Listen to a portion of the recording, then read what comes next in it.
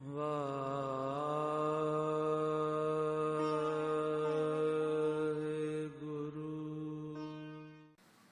ਸਤਿਨਾਮ।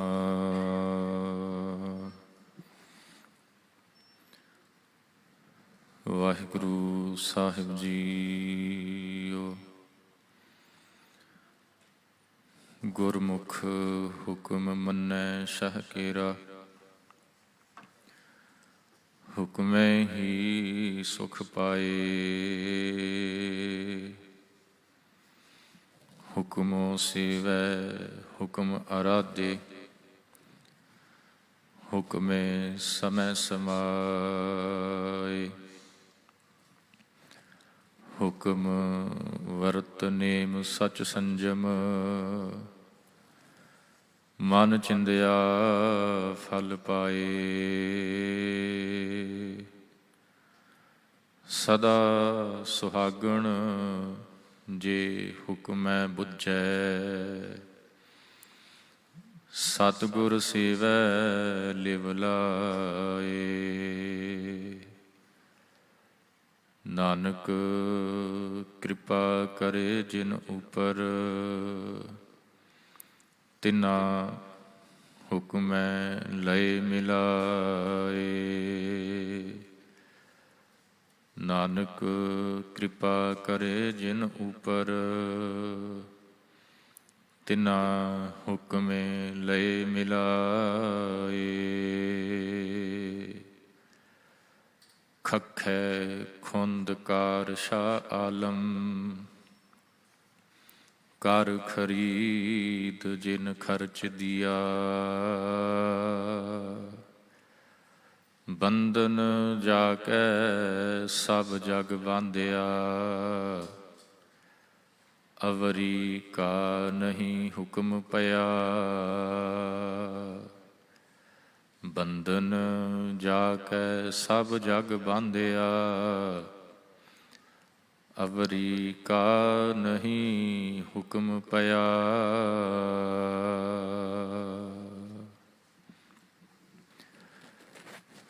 ਪਰਮ ਸਨਮਾਨਯੋਗ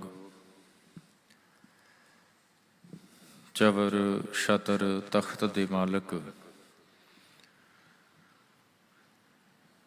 ਸੁਖਾਂ ਦੇ ਸਾਗਰ, ਦਇਆ ਦੇ ਖਜ਼ਾਨੇ, ਪਰਮ ਕਿਰਪਾਲੂ ਪਰਮ ਦਇਆਲੂ ਪਾਤਸ਼ਾਹ, ਧੰਨ ਧੰਨ ਸਤਿਗੁਰੂ ਗੁਰੂ ਗ੍ਰੰਥ ਸਾਹਿਬ ਮਹਾਰਾਜ ਜੀ ਦੀ ਪਾਵਨ ਪਵਿੱਤਰ ਹਜ਼ੂਰੀ ਅੰਦਰ ਸੱਜ ਬੈਠੀ ਗੁਰੂ ਸਾਜੀ ਨਿਵਾਜੀ ਸਾਧ ਸੰਗਤ ਜੀ, ਸਤਿਗੁਰਾਂ ਦੀ ਅਪਾਰ ਰਹਿਮਤ ਬਖਸ਼ਿਸ਼ ਸਦਕਾ ਪਾਵਨ ਹਜ਼ੂਰੀ ਵਿੱਚ ਸੱਜ ਕੇ ਭਾਈ ਸਾਹਿਬ ਜੀ ਦੇ ਜਥੇ ਪਾਸੋਂ ਰਸ ਪਿੰਨਾ ਕੀਰਤਨ ਸਰਵਣ ਕੀਤਾ ਹੈ। ਆਓ ਸਾਧ ਸੰਗਤ, ਜਿੱਥੇ ਕੀਰਤਨ ਦੇ ਵਿੱਚ ਹਾਜ਼ਰੀ ਲਵਾਈ ਹੈ, ਉੱਥੇ ਕੁਝ ਕੁ ਸਮਾਂ ਜੋ ਧੰਨ ਗੁਰੂ ਨਾਨਕ ਸਾਹਿਬ ਮਹਾਰਾਜ ਜੀ ਦੀ ਪਾਵਨ ਬਾਣੀ ਪੱਟੀ ਦੀ ਵਿਚਾਰ ਚੱਲ ਰਹੀ ਹੈ, ਉਸ ਵਿਚਾਰ ਲੜੀ ਨੂੰ ਅੱਗੇ ਤੋਰਦਿਆਂ ਹੋਇਆਂ ਜੋ ਅੱਜ ਦਾ ਪਾਵਨ ਬਚਨ ਖਖੈ ਖੁੰਦਕਾਰ ਸ਼ਾਹ ਆਲਮ, ਕਰ ਖਰੀਦ ਜਿਨ ਖਰਚ ਦਿਆ। ਬੰਧਨ ਜਾ ਕੇ ਸਭ ਜਗ ਬਾਂਧਿਆ, ਅਵਰੀ ਕਾ ਨਹੀਂ ਹੁਕਮ ਪਿਆ। ਧੰਨ ਗੁਰੂ ਨਾਨਕ ਸਾਹਿਬ ਮਹਾਰਾਜ ਕਹਿੰਦੇ ਕਿ ਉਹ ਪਰਮਾਤਮਾ ਖੁੰਦਕਾਰ, ਖੁੰਦਕਾਰ ਦਾ ਮਤਲਬ ਹੈ ਪਰਮਾਤਮਾ।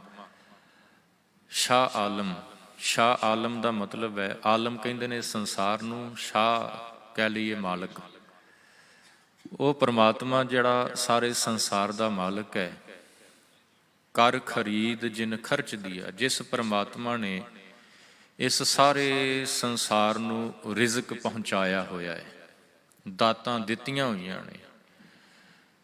ਬੰਧਨ ਜਾ ਕੇ ਸਭ ਜਗ ਬਾਂਧਿਆ। ਆ ਬੰਧਨ ਲਫ਼ਜ਼ ਹੈ ਨਾ ਜਿਹੜਾ ਸਾਧ ਸੰਗਤ, ਇਹ ਬੰਧਨ ਦਾ ਭਾਵ ਇਹ ਨਹੀਂ ਕਿ ਕੋਈ ਬੱਝ ਗਿਆ, ਕੋਈ ਕੈਦ ਦੇ ਵਿੱਚ ਹੈ, ਨਹੀਂ। ਇੱਥੇ ਬੰਧਨ ਦਾ ਮਤਲਬ ਹੈ ਪਰਮਾਤਮਾ ਦਾ ਹੁਕਮ। ਸਤਿਗੁਰੂ ਜੀ ਕਹਿੰਦੇ ਸਾਰਾ ਸੰਸਾਰ ਜਿੰਨਾ ਵੀ ਪਰਮਾਤਮਾ ਨੇ ਪੈਦਾ ਕੀਤਾ, ਜੋ ਕੁਛ ਵੀ ਰੱਬ ਨੇ ਬਣਾਇਆ, ਸਭ ਕੁਝ ਉਹਦੇ ਹੁਕਮ ਦੇ ਵਿੱਚ ਹੈ। ਹੁਕਮ ਤੋਂ ਬਾਹਰ ਕੁਝ ਨਹੀਂ। ਬੰਧਨ ਜਾ ਕੇ ਸਭ ਜਗ ਬੰਧਿਆ, ਅਵਰੀ ਕਾ ਨਹੀਂ ਹੁਕਮ ਪਿਆ। ਅਵਰੀ, ਅਵਰੀ ਦਾ ਮਤਲਬ ਹੈ ਇੱਥੇ ਕਿਸੇ ਹੋਰ ਦਾ। ਉਸ ਮਾਲਕ ਦੇ ਹੁਕਮ ਦੇ ਵਿੱਚ ਸਭ ਕੁਝ ਹੈ। ਪੈਦਾ ਕਰਨ ਵਾਲਾ ਉਹ ਹੈ, ਉਹਦਾ ਹੀ ਹੁਕਮ ਸਾਰੇ ਸੰਸਾਰ ਦੇ ਵਿੱਚ ਵਰਤ ਰਿਹਾ ਹੈ। ਕੋਈ ਦੂਜਾ ਐਸਾ ਹੈ ਹੀ ਨਹੀਂ ਜਿਸ ਦਾ ਹੁਕਮ ਸੰਸਾਰ ਦੇ ਵਿੱਚ ਵਰਤ ਸਕੇ। ਸਤਿਗੁਰੂ ਜੀ ਕੀ ਸਮਝਾ ਰਹੇ ਨੇ ਇਹਨਾਂ ਪਾਵਨ ਵਚਨਾਂ ਦੇ ਵਿੱਚ, ਸਾਧ ਸੰਗਤ ਕੋਸ਼ਿਸ਼ ਕਰਨੀ ਹੈ ਕਿ ਸਮਝ ਸਕੀਏ।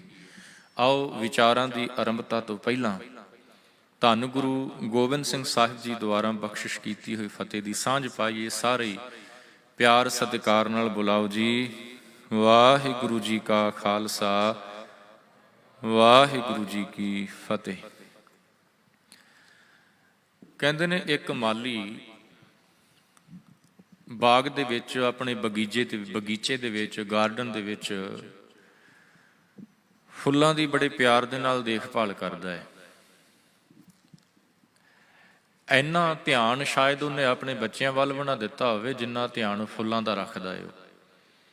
ਉਹਨੂੰ ਪਤਾ ਹੈ ਕਿ ਕਿਸ ਸਮੇਂ ਇਹਨੂੰ ਪਾਣੀ ਦੇਣਾ ਹੈ, ਕਿਸ ਸਮੇਂ ਇਸ ਨੂੰ ਖਾਦ ਦੇਣੀ ਹੈ। ਜਿਹੜੇ ਪੌਦੇ ਨੇ, ਫੁੱਲਾਂ ਦੇ ਬੂਟੇ ਨੇ ਜਿਹੜੇ, ਸਮਾਂ ਆਇਆ ਉਹਨਾਂ ਨੂੰ ਫੁੱਲ ਬੜੇ ਪਿਆਰੇ ਲੱਗੇ ਤੇ ਉਸਨੇ ਲਿਖ ਕੇ ਨਾ ਇੱਕ ਬੋਰਡ ਲਗਾ ਦਿੱਤਾ ਕਿ ਫੁੱਲ ਤੋੜਨਾ ਮਨਾ, ਫੁੱਲ ਤੋੜਨਾ ਮਨਾ। ਕੋਈ ਵੀ ਬਗੀਚੇ ਦੇ ਵਿੱਚ ਆਣ ਕੇ ਫੁੱਲ ਨਹੀਂ ਤੋੜਦਾ, ਕਿਉਂਕਿ ਉੱਥੇ ਨੋਟਿਸ ਲਗਾ ਦਿੱਤਾ ਹੋਇਆ ਉਸ ਮਾਲੀ ਨੇ, ਕਿਉਂਕਿ ਬੜੀ ਮਿਹਨਤ ਕੀਤੀ ਹੈ ਫੁੱਲਾਂ ਦੇ ਉੱਤੇ। ਕਹਿੰਦੇ ਇੱਕ ਰੱਬ ਰਤੀ ਰੂਹ, ਰੱਬ ਦਾ ਪਿਆਰਾ ਕੋਈ ਫਕੀਰ ਘੁੰਮਦਾ ਉਸ ਬਗੀਚੇ ਦੇ ਕੋਲੋਂ ਲੰਘ ਰਿਹਾ ਸੀ। ਜਦੋਂ ਉਸਨੇ ਦੇਖਿਆ ਕਿ ਫੁੱਲ ਬੜੇ ਖੂਬਸੂਰਤ ਖਿੜੇ ਹੋਏ ਨੇ ਤੇ ਉਹ ਬਗੀਚੇ ਦੇ ਅੰਦਰ ਚਲਾ ਗਿਆ। ਦੇਖਦਾ ਦੇਖਦਾ ਇੱਕ ਫੁੱਲ ਦੇ ਕੋਲ ਰੁਕਿਆ ਹੈ। ਰੁਕ ਕੇ ਕੁਝ ਸਮਾਂ ਉਸ ਫੁੱਲ ਵੱਲ ਉਸਨੇ ਦੇਖਿਆ ਤੇ ਦੇਖਣ ਤੋਂ ਬਾਅਦ ਫੁੱਲ ਦੇ ਨਾਲ ਉਸਨੇ ਗੱਲਬਾਤ ਕਰਨੀ ਸ਼ੁਰੂ ਕਰ ਦਿੱਤੀ। ਗੱਲਬਾਤ ਬੜੀ ਇੰਟਰਸਟਿੰਗ ਹੈ ਸਾਧ ਸੰਗਤ। ਉਹ ਕਹਿੰਦਾ ਫੁੱਲ ਨੂੰ, ਕਹਿੰਦਾ ਤੂੰ ਬੜਾ ਖੂਬਸੂਰਤ ਹੈ, ਬੜੀ ਖੂਬਸੂਰਤੀ ਹੈ ਤੇਰੇ ਵਿੱਚ, ਸਮੈਲ ਵੀ ਬੜੀ ਪਿਆਰੀ ਆ ਰਹੀ ਹੈ, ਖੁਸ਼ਬੂ ਵੀ ਬੜੀ ਪਿਆਰੀ ਆ ਰਹੀ ਹੈ, ਤੇ ਹੈ ਵੀ ਦੇਖਣ ਨੂੰ ਤੂੰ ਬਹੁਤ ਖੂਬਸੂਰਤ। ਤੈਨੂੰ ਉਸ ਮਾਲਕ ਨੇ ਪੈਦਾ ਕੀਤਾ ਹੈ, ਮਾਲਕ ਹੀ ਤੈਨੂੰ ਪੈਦਾ ਕਰਨ ਵਾਲਾ ਹੈ, ਪਰਮਾਤਮਾ। ਤੇ ਮੈਂ ਇੱਕ ਬੇਨਤੀ ਕਰਾਂ ਕਿ ਜਿਹੜਾ ਖੇੜਾ ਕਹਿ ਲਈਏ ਕਿ ਉਹ ਜਿਹੜਾ ਫੁੱਲ ਬਲੌਸਮ ਹੋਇਆ ਪਿਆ ਨਾ, ਬੜਾ ਖਿੜਿਆ ਪਿਆ, ਬੜਾ ਖੂਬਸੂਰਤ ਹੈ। ਉਹ ਕਹਿੰਦਾ ਜਿਹੜਾ ਖੇੜਾ ਤੇਰੇ ਕੋਲ ਹੈ ਨਾ, ਜਿਹੜਾ ਖੇੜਾ ਤੈਨੂੰ ਰੱਬ ਨੇ ਦਿੱਤਾ ਹੈ, ਤੂੰ ਮੇਰੀ ਇੱਕ ਗੱਲ ਉਸ ਮਾਲਕ ਤੱਕ ਪਹੁੰਚਾ, ਮੇਰੀ ਬੇਨਤੀ ਇੱਕ ਮਾਲਕ ਤੱਕ ਪਹੁੰਚਾ ਕਿ ਇਹੀ ਸੇਮ ਖੇੜਾ ਕਿਤੇ ਸਾਨੂੰ ਮਨੁੱਖਾਂ ਨੂੰ ਵੀ ਮਿਲ ਜਾਏ। ਇਹੀ ਸੇਮ ਖੇੜਾ, ਜਿਹੜੀ ਖੂਬਸੂਰਤੀ ਹੈ, ਸੇਮ ਖੇੜਾ ਸਾਨੂੰ ਮਨੁੱਖਾਂ ਨੂੰ। ਉਹਨੇ ਆਪਣੀ ਇਕੱਲੀ ਗੱਲ ਨਹੀਂ ਕੀਤੀ, ਸਾਰੇ ਸੰਸਾਰ ਦੀ ਗੱਲ ਕੀਤੀ ਉਸਨੇ। ਕਹਿੰਦਾ ਇਹ ਸੇਮ ਖੇੜਾ ਜਿਹੜਾ ਹੈ ਨਾ, ਸਾਨੂੰ ਮਨੁੱਖਾਂ ਨੂੰ ਵੀ ਮਿਲ ਜਾਏ, ਇਹ ਮਾਲਕ ਨੂੰ ਤੂੰ ਬੇਨਤੀ ਕਰੀ। ਸਾਧ ਸੰਗਤ, ਜਦੋਂ ਆਹ ਲਫ਼ਜ਼ ਉਸ ਫਕੀਰ ਦੇ ਪੜ੍ਹੇ ਤੇ ਮਨ ਦੇ ਵਿੱਚ ਖਿਆਲ ਆਇਆ, ਜਿਸ ਖੇੜੇ ਦੀ ਉਹ ਗੱਲ ਕਰਦਾ ਪਿਆ ਹੈ, ਇਹ ਮਾਲਕ ਨੇ ਜੇਕਰ ਉਸ ਫੁੱਲ ਨੂੰ ਦਿੱਤਾ ਹੈ ਤੇ ਐਸੀ ਗੱਲ ਨਹੀਂ ਹੋ ਸਕਦੀ ਕਿ ਮਨੁੱਖਾਂ ਨੂੰ ਨਾ ਦਿੱਤਾ ਹੋਵੇ। ਐਸਾ ਨਹੀਂ ਹੋ ਸਕਦਾ ਕਿ ਪ੍ਰਮਾਤਮਾ ਨੇ ਇੱਕ ਫੁੱਲ ਨੂੰ ਤਾਂ ਇਤਨੀ ਖੂਬਸੂਰਤੀ ਦੇ ਦਿੱਤੀ ਜਿਸ ਨੂੰ ਦੇਖ ਕੇ ਹਰ ਕੋਈ ਮੋਹਿਆ ਜਾਂਦਾ ਹੈ, ਖਿੱਚਿਆ ਜਾਂਦਾ ਹੈ, ਜਿਹੜਾ ਵੀ ਕੁਦਰਤ ਨੂੰ ਪਿਆਰ ਕਰਦਾ ਹੈ। ਤੇ ਸੇਮ ਜਿਹੜੀ ਖੂਬਸੂਰਤੀ ਹੈ, ਸੇਮ ਖੇੜਾ ਜਿਹੜਾ ਹੈ, ਉਹ ਇਨਸਾਨ ਨੂੰ ਨਾ ਦਿੱਤਾ ਹੋਏ, ਕਿਸੇ ਹੋਰ ਪਸ਼ੂ ਪੰਛੀ ਨੂੰ ਨਾ ਦਿੱਤਾ ਹੋਏ, ਦਿੱਤਾ ਹੈ, ਮਾਲਕ ਨੇ ਦਿੱਤਾ ਹੈ। ਪਰ ਗੱਲ ਕੀ ਰਹਿ ਗਈ ਹੈ, ਉਹ ਫੁੱਲ ਜਿਹੜਾ ਹੈ ਉਹ ਪ੍ਰਮਾਤਮਾ ਦੇ ਪੂਰੇ ਹੁਕਮ ਦੇ ਵਿੱਚ ਚੱਲਦਾ ਪਿਆ। ਉਹਦਾ ਖੇੜਾ ਬਰਕਰਾਰ ਕਿਉਂ ਹੈ, ਉਹਦੇ ਉੱਤੇ ਖੂਬਸੂਰਤੀ ਬਰਕਰਾਰ ਕਿਉਂ? ਹਾਂ, ਉਹ ਵੱਖਰੀ ਗੱਲ ਹੈ ਕਿ ਜਦੋਂ ਆਟਮ ਆਏਗੀ, ਪੱਤਝੜ ਆਏਗੀ, ਉਸ ਫੁੱਲ ਨੇ ਬਿਖਰ ਜਾਣਾ ਹੈ, ਖੂਬਸੂਰਤੀ ਚਲੀ ਜਾਣੀ ਹੈ। ਇਹ ਸਮਾਂ ਹਰ ਇੱਕ ਦੇ ਉੱਤੇ ਆਏਗਾ, ਇਹਦੇ ਵਿੱਚ ਕੋਈ ਸ਼ੱਕ ਨਹੀਂ ਹੈ। ਪਰ ਉਹ ਜਿਹੜੀ ਖੂਬਸੂਰਤੀ ਹੁਣ ਜਦੋਂ ਉਹ ਖਿੜਿਆ ਪਿਆ ਹੈ, ਉਹਦੇ ਉੱਤੇ ਬਣੀ ਹੋਈ ਹੈ, ਉਹ ਸੇਮ ਖੇੜਾ ਇਨਸਾਨਾਂ ਨੂੰ ਵੀ ਰੱਬ ਨੇ ਦਿੱਤਾ ਹੈ। ਪਰ ਉਹ ਚਲਾ ਕਿੱਥੇ ਗਿਆ? ਤੁਸੀਂ ਦੁਨੀਆ ਦੇ ਕਿਸੇ ਵੀ ਇਨਸਾਨ ਵੱਲ ਨਜ਼ਰ ਮਾਰ ਲਓ, ਕਿਸੇ ਵੀ ਇਨਸਾਨ ਵੱਲ ਨਜ਼ਰ ਮਾਰ ਲਓ, ਚਿਹਰਾ ਮੁਰਝਾਇਆ ਪਿਆ ਹੈ। ਕਿਉਂ? ਕੀ ਰੀਜ਼ਨ ਹੈ? ਚਿਹਰਾ ਮੁਰਝਾਇਆ ਪਿਆ। ਬੜਾ ਪਿਆਰਾ ਕਿਸੇ ਸ਼ਾਇਰ ਨੇ ਵੀ ਲਿਖਿਆ ਨਾ ਕਿ ਵੇਖਣ ਨੂੰ ਤਾਂ ਲੋਕ ਜਿਹੜੇ ਨੇ ਨਾ ਬੜੇ ਖੁਸ਼ ਨਜ਼ਰ ਆ ਰਹੇ ਨੇ, ਚਿਹਰੇ ਤੇ ਮੁਸਕਰਾਹਟ ਨਜ਼ਰ ਆਉਂਦੀ ਹੈ, ਪਰ कहता जिसे हंसता हुआ पाओगे वो परेशान होगा। फूल खिलता है मुरझाने का तखय्युल लेकर, जिसे हंसता हुआ पाओगे वो परेशान होगा। ਜਿਹੜਾ ਚਿਹਰੇ ਤੇ ਮੁਸਕਰਾਹਟ ਹੈ ਨਾ, ਉਹ ਮੁਸਕਰਾਹਟ ਇਹ ਡਿਫਾਈਨ ਨਹੀਂ ਕਰਦੀ ਕਿ ਇਨਸਾਨ ਅੰਦਰੋਂ ਵੀ ਖੁਸ਼ ਹੈ। ਹੋ ਸਕਦਾ ਕਿ ਉਹਦੇ ਅੰਦਰ ਇੰਨਾ ਕੁ ਦੁੱਖ ਭਰਿਆ ਪਿਆ ਹੈ, ਉਹ ਸਿਰਫ ਉਹਨੂੰ ਸ਼ੋਅ ਹੀ ਨਹੀਂ ਕਰਦਾ ਪਿਆ ਆਪਣੇ ਚਿਹਰੇ ਦੇ ਉੱਤੇ, ਕੋਈ ਵਿਰਲਾ ਨਹੀਂ ਤੇ ਤਕਰੀਬਨ ਜਿੱਧਰ ਝਾਤ ਮਾਰੋ, ਜਿੱਧਰ ਦੇਖੋ, ਹਰ ਇੱਕ ਚਿਹਰਾ ਮੁਰਝਾਇਆ ਪਿਆ ਹੈ। ਤੇ ਇਹ ਮੁਰਝਾਹਟ ਪਤਾ ਹੈ ਕਿਉਂ ਹੈ? ਇਹਦਾ ਰੀਜ਼ਨ ਪਤਾ ਹੈ ਕਿਉਂ ਆ ਗਈ ਇਹ ਚਿਹਰੇ ਦੇ ਉੱਤੇ ਮੁਰਝਾਈ? ਕੋਈ ਖੁਸ਼ੀ ਹੈ ਹੀ ਨਹੀਂ ਚਿਹਰੇ ਦੇ ਉੱਤੇ, ਪੀਲਾਪਣ ਆ ਗਿਆ ਚਿਹਰੇ ਦੇ ਉੱਤੇ। ਪਤਾ ਨਹੀਂ ਮੁੱਦਤਾਂ ਗੁਜ਼ਰ ਗਈਆਂ, ਉਹ ਖੇੜਾ ਮਹਿਸੂਸ ਕੀਤਿਆਂ ਹੋਇਆਂ ਇਨਸਾਨਾਂ ਦੀ ਦੁਨੀਆ ਦੇ ਵਿੱਚ ਕਿੱਥੇ ਚਲਾ ਗਿਆ? ਕਿਉਂ ਚਲਾ ਗਿਆ? ਉਹਦਾ ਰੀਜ਼ਨ ਹੀ ਇਹ ਹੈ ਸਾਧ ਸੰਗਤ, ਉਹ ਜਿਹੜਾ ਫੁੱਲ ਖਿੜਿਆ ਪਿਆ ਹੈ, ਉਹ ਫੁੱਲ ਉਸ ਮਾਲਕ ਦੇ ਹੁਕਮ ਦੇ ਵਿੱਚ ਹੈ, ਉਹਦੇ ਹੁਕਮ ਦੇ ਵਿੱਚ ਹੈ। ਉਹ ਬੀਜ ਮਾਲੀ ਨੇ ਬੀਜਿਆ ਹੈ ਉਸ ਜ਼ਮੀਨ ਦੇ ਵਿੱਚ, ਤੇ ਖਿਡਾਉਣ ਵਾਲਾ, ਉਸ ਨੂੰ ਪੈਦਾ ਕਰਨ ਵਾਲਾ ਪਰਮਾਤਮਾ ਹੈ। ਪਰਮਾਤਮਾ ਨੇ ਉਸ ਨੂੰ ਪੈਦਾ ਕੀਤਾ ਹੈ, ਉਹ ਖਿੜਿਆ ਪਿਆ ਹੈ ਉਹਦੇ ਹੁਕਮ ਦੇ ਵਿੱਚ, ਅਜੇ ਵੀ ਉਹਦੇ ਹੁਕਮ 'ਚ ਹੀ ਹੈ। ਬਸ ਪ੍ਰੋਬਲਮ ਇੱਥੇ ਖੜੀ ਹੋ ਗਈ ਇਨਸਾਨੀ ਦੁਨੀਆ ਦੇ ਵਿੱਚ। ਪੈਦਾ ਤਾਂ ਪਰਮਾਤਮਾ ਨੇ ਕੀਤਾ ਇਨਸਾਨ ਨੂੰ ਵੀ, ਬ੍ਰੌਟ ਅਪ ਵੀ ਕਰਨ ਵਾਲਾ ਪਰਮਾਤਮਾ ਹੀ ਹੈ, ਪਰ ਇਹ ਇਨਸਾਨ ਉਸ ਮਾਲਕ ਦੇ ਹੁਕਮ ਤੋਂ ਬਾਹਰ ਹੋ ਗਿਆ ਥੋੜਾ ਜਿਹਾ, ਉਸ ਨੂੰ ਮੰਨਣ ਤੋਂ ਇਨਕਾਰੀ ਹੋ ਗਿਆ। ਹਾਂ, ਕੁਝ ਐਸੀਆਂ ਗੱਲਾਂ ਨੇ ਜਿਹੜੀਆਂ ਸਾਡੇ ਵੱਸ ਦੇ ਵਿੱਚ ਨਹੀਂ, ਉਹ ਸਾਨੂੰ ਉਹਦੇ ਅਕੋਰਡਿੰਗਲੀ ਚੱਲਣਾ ਪੈਂਦਾ। ਜਿਵੇਂ ਇੱਕ ਐਗਜ਼ਾਮਪਲ ਦੇ ਤੌਰ ਤੇ ਜਿਸ ਦੇਸ਼ ਦੇ ਵਿੱਚ ਕੋਈ ਰਹਿੰਦਾ ਹੈ, ਉਸ ਦੇਸ਼ ਦੀ ਗਵਰਨਮੈਂਟ ਵੱਲੋਂ ਕੁਝ ਕਾਨੂੰਨ, ਕੁਝ ਲਾਅ ਬਣਾਏ ਜਾਂਦੇ ਨੇ, ਰੂਲਸ ਐਂਡ ਰੈਗੂਲੇਸ਼ਨਸ ਬਣਾਏ ਜਾਂਦੇ ਨੇ, ਤੇ ਉਹ ਸਾਨੂੰ ਨਾ ਚਾਹੁੰਦਿਆਂ ਹੋਇਆਂ ਵੀ ਫੋਲੋ ਕਰਨੇ ਪੈਂਦੇ ਨੇ। ਕਈ ਵਾਰ ਕੁਝ ਐਸੇ ਰੂਲਸ ਹੁੰਦੇ ਨੇ, ਜਿਵੇਂ ਸਪੋਜ਼ ਕਰ ਲਓ ਅੱਜ ਦੀ ਪ੍ਰੈਜ਼ੈਂਟ ਟਾਈਮ ਦੀ ਗੱਲ ਕਰ ਲਈਏ, ਕਿਹਦਾ ਜੀ ਕਰਦਾ ਮਾਸਕ ਲਗਾ ਕੇ ਬਾਹਰ ਫਿਰਨ ਨੂੰ? ਲਗਾਉਣਾ ਪੈਂਦਾ ਹੈ ਨਾ। ਕਿਉਂ? ਸਰਕਾਰ ਕਹਿੰਦੀ ਜੇ ਨਹੀਂ ਲਗਾਓਗੇ ਤੁਹਾਨੂੰ ਫਾਈਨ ਕਰਾਂਗੇ। ਫਾਈਨ ਤੋਂ ਡਰਦਿਆਂ ਸਾਨੂੰ ਲਗਾਉਣਾ ਪੈ ਰਿਹਾ ਹੈ। ਜੇਕਰ ਫਾਈਨ ਦੀ ਕੰਡੀਸ਼ਨ ਨਾ ਹੋਵੇ, ਹੋ ਸਕਦਾ ਆਪਾਂ ਨਾ ਲਗਾਈਏ। ਕੁਝ ਐਸੇ ਰੂਲਸ ਹੁੰਦੇ ਨੇ ਜਿਹੜੇ ਨਾ ਚਾਹੁੰਦਿਆਂ ਹੋਇਆਂ ਸਾਨੂੰ ਫੋਲੋ ਕਰਨੇ ਪੈਂਦੇ ਨੇ, ਪਰ ਕੁਝ ਐਸੇ ਹੁੰਦੇ ਨੇ ਜਿਹੜੇ ਨੈਚੁਰਲੀ ਫੋਲੋ ਹੁੰਦੇ ਰਹਿੰਦੇ ਨੇ, ਤੇ ਕੁਝ ਐਸੇ ਵੀ ਹੋਇਆ ਕਰਦੇ ਨੇ ਜਿਹੜੇ ਸਾਨੂੰ ਫੋਲੋ ਕਰਨੇ ਚਾਹੀਦੇ ਨੇ ਪਰ ਕਰਦੇ ਨਹੀਂ। ਫੋਲੋ ਕਰਨੇ ਚਾਹੀਦੇ ਨੇ ਪਰ ਕਰਦੇ ਨਹੀਂ। ਬਸ ਇਹ ਜਿਹੜੇ ਕਰਨੇ ਚਾਹੀਦੇ ਨੇ ਨਾ ਫੋਲੋ, ਇਹ ਪ੍ਰਮਾਤਮਾ ਦੇ ਐਸੇ ਕੁਝ ਰੂਲਸ ਨੇ, ਕੁਝ ਐਸੇ ਨਿਯਮ ਨੇ, ਜਾਂ ਐਸਾ ਹੁਕਮ ਹੈ ਜਿਸ ਤੋਂ ਅਸੀਂ ਬਾਹਰ ਹੋ ਗਏ, ਜਿਸ ਨੂੰ ਮੰਨਣ ਤੋਂ ਇਨਕਾਰ ਕਰ ਦਿੱਤਾ, ਤੇ ਜਦੋਂ ਉਹ ਹੁਕਮ ਤੋਂ ਬਾਹਰ ਨਿਕਲੇ ਚਿਹਰਾ ਮੁਰਝਾ ਗਿਆ। ਬਾਣੀ ਨੂੰ ਪੜ੍ਹੋ, ਬਾਣੀ ਸਾਨੂੰ ਇਸ ਗੱਲ ਦਾ ਜਵਾਬ ਦੇਗੀ। ਸਤਿਗੁਰੂ ਜੀ ਕਹਿੰਦੇ ਜਿਹੜੀ ਤੇਰੇ ਚਿਹਰੇ ਦੇ ਉੱਤੇ ਉਦਾਸੀ ਛਾਈ ਪਈ ਹੈ ਨਾ, ਇਹਦਾ ਰੀਜ਼ਨ ਹੀ ਇਹ ਹੈ ਕਿ ਪਰਮੇਸ਼ਰ ਤੇ ਭੁੱਲਿਆ, ਤੂੰ ਰੱਬ ਨੂੰ ਭੁੱਲ ਗਿਆ। ਰੱਬ ਨੂੰ ਭੁੱਲਣ ਦਾ ਮਤਲਬ ਕੀ ਹੈ? ਕਿ ਉਹਦੇ ਹੁਕਮ ਨੂੰ ਭੁੱਲ ਜਾਣਾ।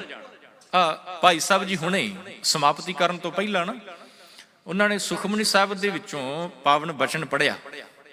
ਗੁਰੂ ਅਰਜਨ ਸਾਹਿਬ ਮਹਾਰਾਜ ਦੀ ਬਾਣੀ ਹੈ ਸੁਖਮਨੀ ਸਾਹਿਬ, ਉਹਦੇ ਵਿੱਚੋਂ ਪਾਵਨ ਬਚਨ ਪੜ੍ਹਿਆ ਹੈ, ਤੁਹਾਨੂੰ ਸਰਵਣ ਕਰਾਇਆ। ਉਹ ਸ਼ਬਦ ਕੀ ਸੀ? ਸ਼ਬਦ ਜੀ ਤੁਸੀਂ ਧਿਆਨ ਦੇ ਨਾਲ ਸੁਣਿਆ ਹੋਵੇ, ਮੇਰੇ ਖਿਆਲ ਯਾਦ ਹੋਏਗਾ, ਰਿਮਾਈਂਡ ਕਰਾ ਦਿਆਂ। ਉਹ ਪਾਵਨ ਬਚਨ ਸੀ ਜੀ, ਮਨ ਵੇਚੈ ਸਤਿਗੁਰ ਕੈ ਪਾਸ, ਤਿਸ ਸੇਵਕ ਕੈ ਕਾਰਜ ਰਾਸ। ਹੁਣ ਜੇਕਰ ਮੈਂ ਚਾਹੁੰਦਾ ਕਿ ਮੇਰੇ ਚਿਹਰੇ ਦੇ ਉੱਤੇ ਉਹ ਫੁੱਲ ਵਰਗਾ ਖੇੜਾ ਆ ਜਾਏ, ਤੇ ਕੀ ਕਰਨਾ ਪਏਗਾ ਮੈਨੂੰ?